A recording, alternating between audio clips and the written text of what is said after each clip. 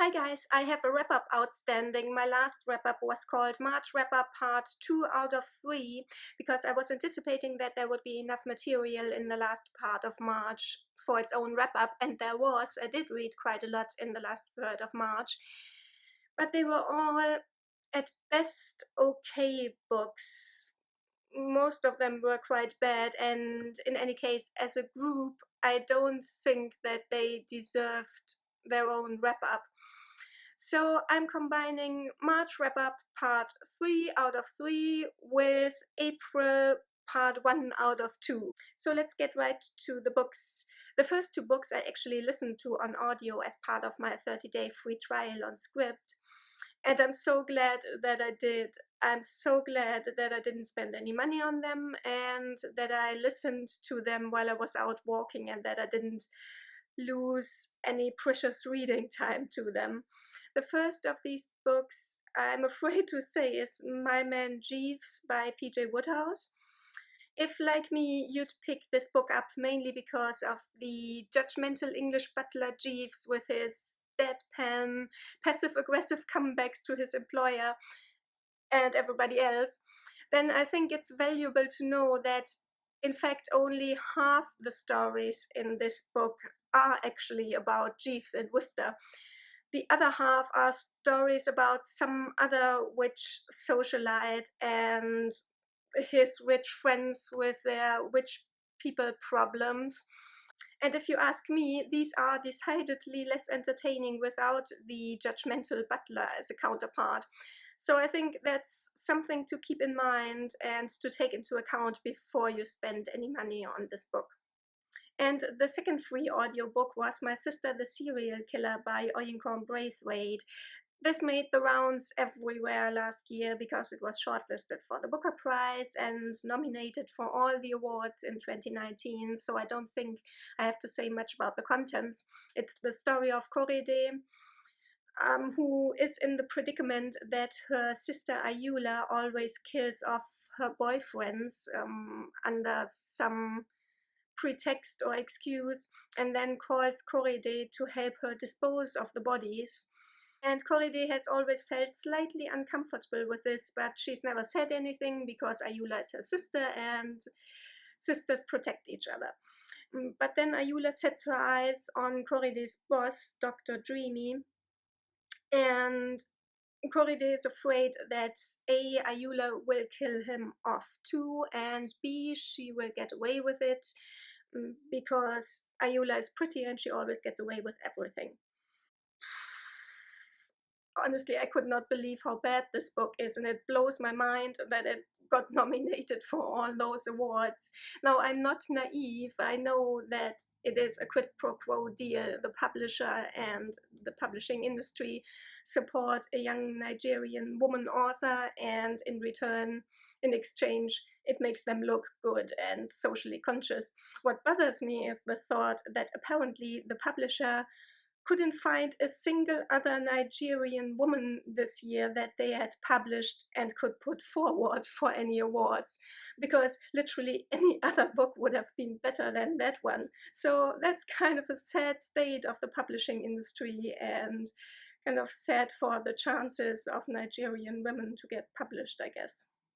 But this book, really, it felt like a 14-year-old had had a trite epiphany about the way the world works, and then she wrote a book about it that was about as mature and developed as she was.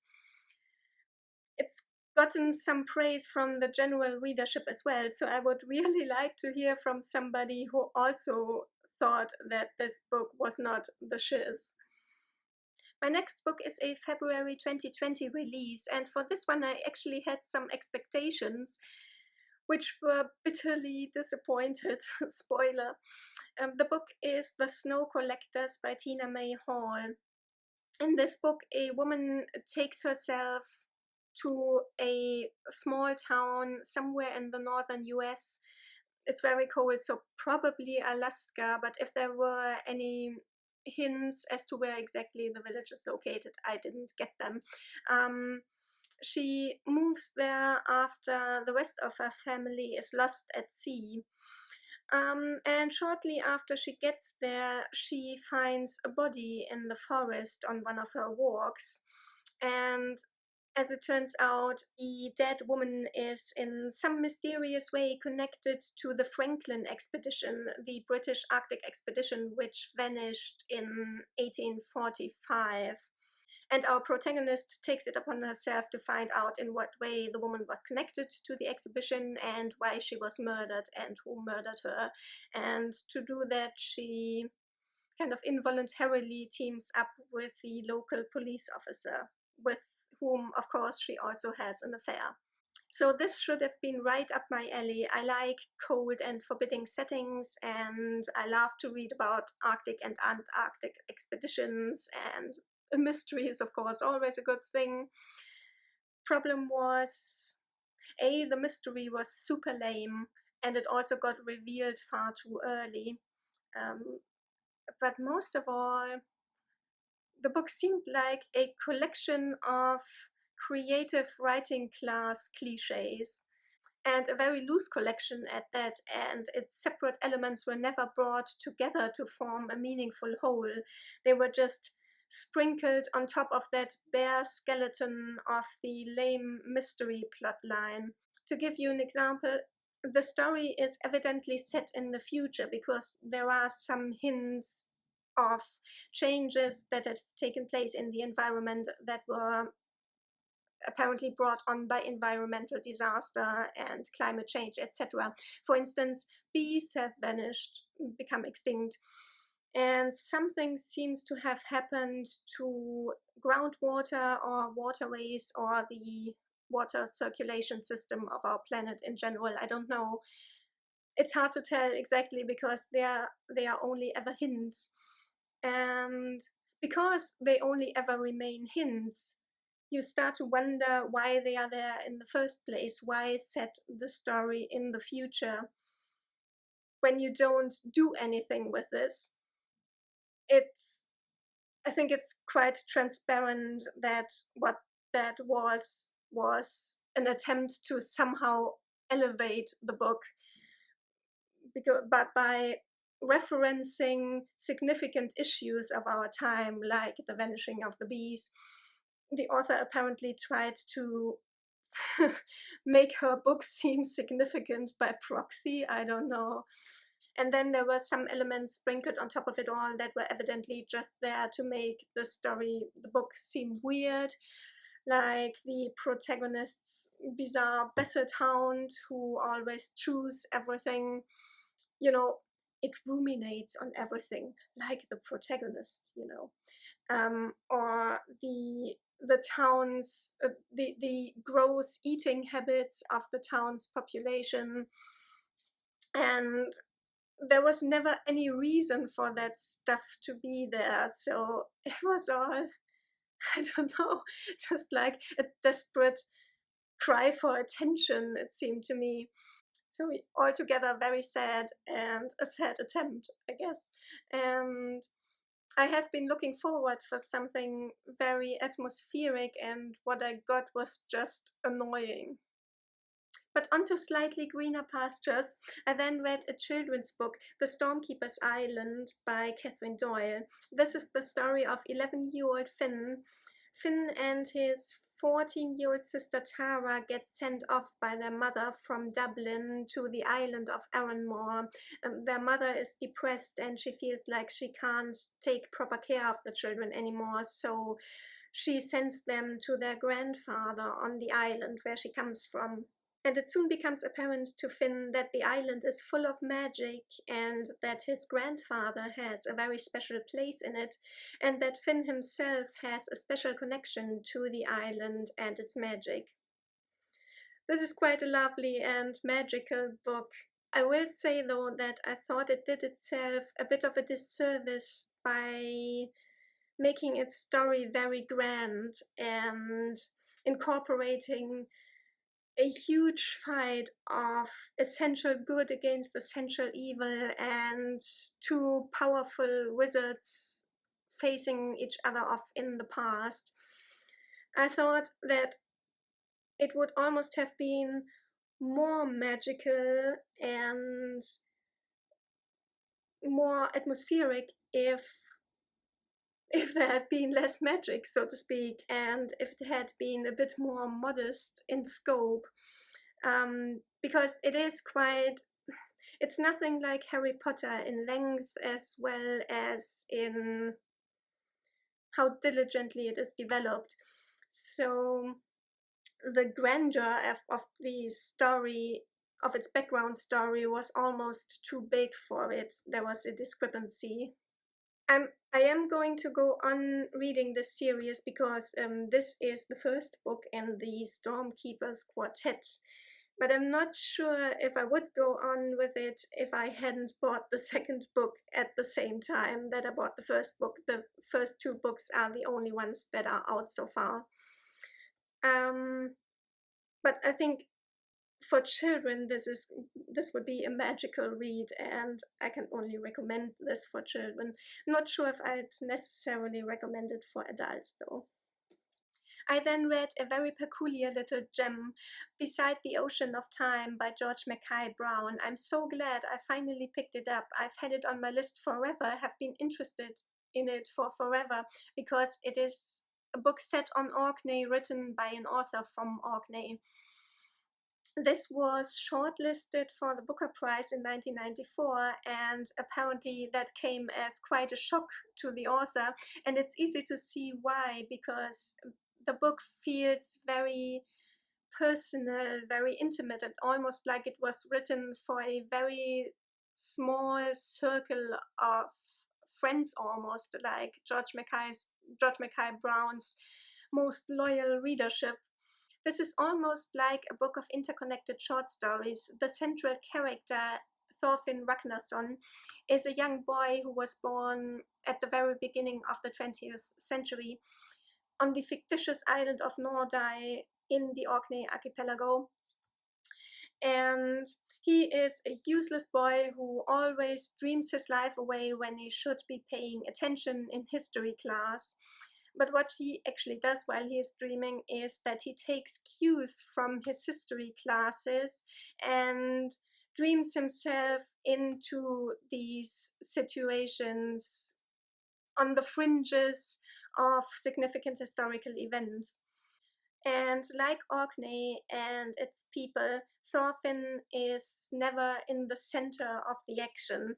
They are beside the ocean of time and always in the role of a spectator or almost like a tourist. Yet they are never fully untouched by history either. The stories all show very well how people who do not make history are still touched by it, if a little later than the rest of us, or in somewhat different ways. Some of the stories are quite funny, and the way the events are told by time traveling Thorfinn, the way they are told, they seem quite funny, but only on the surface. And if you dig deeper, you see that the events are actually quite disturbing. And in a lot of the stories, there is a deep melancholy, and towards the end, also a good portion of nostalgia, because, of course, in the end, history does catch up with the island and it does leave its indelible mark. So, this is not the best book ever written, nor is it the most evenly executed, I think. But it was just so nice and such a nice introduction to Orkney sensibility, I guess. And I've never read anything by an author from Orkney before. So that was great, and I'm definitely more curious about George Mackay Brown's short stories than I was before. I have one of his short story collections, A Time to Keep, on my Kindle, and I'll sure be picking this one up shortly. And now for something completely different, Distancia de Rescate by Samantha Schweblin. This is Fever Dream in the English translation. This is a very experimental short book, novella, I could say. The whole book is one single dialogue between a dying woman who lies in a coma in a hospital and a young boy with whom she speaks in her coma, in her dream. And it is the purpose of the dialogue to find out what happened to put her in the state, and what happened to her little daughter in the process. And the boy, it's his purpose to guide her through her memories, almost like a therapist. I have to say, wow, this was one compelling read. I usually read Spanish books very slowly and in small installments, because it's not exactly exhausting, but I do have to put in more work and brain power than I have to with English and German books. And so I need to take frequent and long breaks, but not so with this book. I read it in 2 sittings and I couldn't put it down. The language is quite simple anyway, because it is a dialogue, and with the protagonist in a dire situation, so there's not a lot of lyrical flourish going on. And the boy, who is the interviewer in this dialogue, is very insistent, and he seems very invested in finding out what happened, or in her finding out what happened. And it's it's quite catching, and you get impatient as well, and you want her to find out, so you want to read on and find out if she finds out and what she finds out. The problem is that what she finds out isn't really a mystery. And when we got to the end, I was left thinking, well, yeah, so what else is there? But there was nothing else, and that left me feel quite betrayed, because I had invested so much, and not that much time, but certainly I was invested, but there was nothing to find out in the end, because it was all on the surface the whole time anyway. And I'm not usually a very discerning reader when it comes to mysteries. So yeah, that also left me quite unsatisfied and wondering what the hell the book was written for in the first place. Not sure if I'm going to bother with any more from Samantha Schweblin. And finally, I've read a lot of romances in the last few weeks. It is just a time to binge read romance books, and you will hear more about it in my second April wrap up. But for now, I'd just like to talk about 2 books by Harper Fox. I read another book by her in March, which I've already talked about in my last March wrap up. That was Scrap Metal, which was set on the Isle of Arran, and which I loved. And the 2 books that I read at the end of March are both set in the archaeology milieu, shall we say. One in Salisbury, and one on a fictitious island in a fictitious Scottish loch. The first book, The Salisbury Key, is set in and around Salisbury and on the Salisbury Plain, which is most famous for Stonehenge, but which in fact contains a lot more Neolithic, Iron Age, and Roman remains, which are unexcavated for the most part, because the plain is in large parts a military zone. The protagonist of the book, Daniel, is a young man in his mid to late 20s, and he has just lost his partner of several years. He committed suicide without an explanation, and Daniel now takes it upon himself to carry on with his legacy, I guess, which is to get access to the remains on the Salisbury Plain.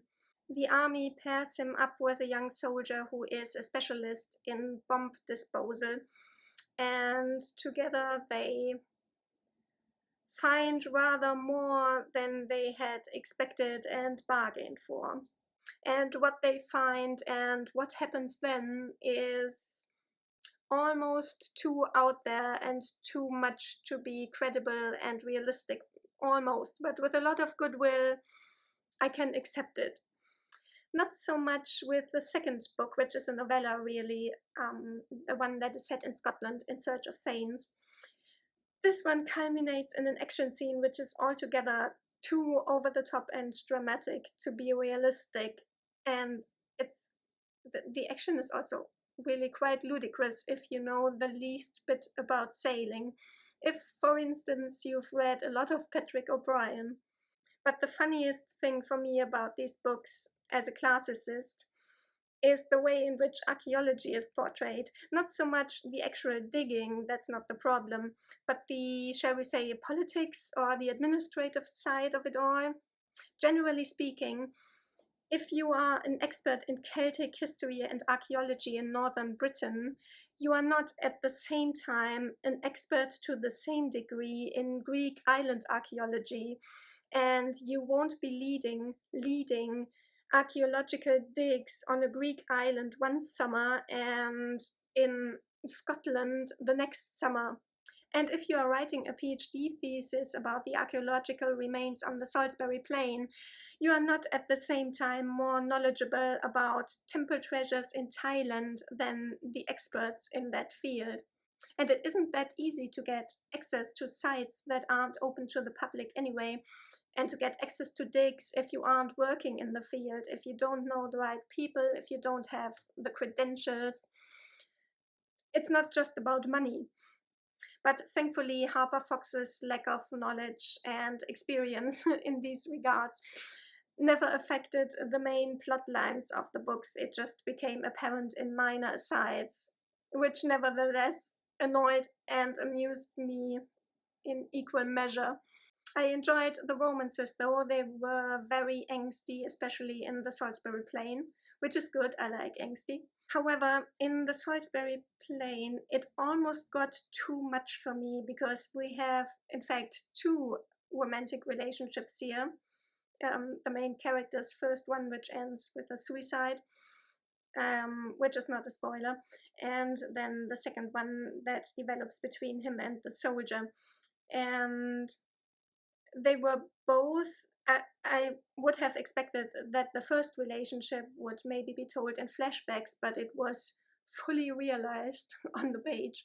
And that almost got too much for me, especially since the relationship was a bit problematic. It's a very unequal relationship, and I would have expected the main character to realize that at the end of his catharsis that he goes through, and to stop idealizing his dead boyfriend and glamorizing their relationship. But it never really happens, and that disappointed me a bit. I adored the second relationship, though, between him and the soldier, which is one of mutual respect and understanding, and most of all, support, although they also miscommunicate a lot.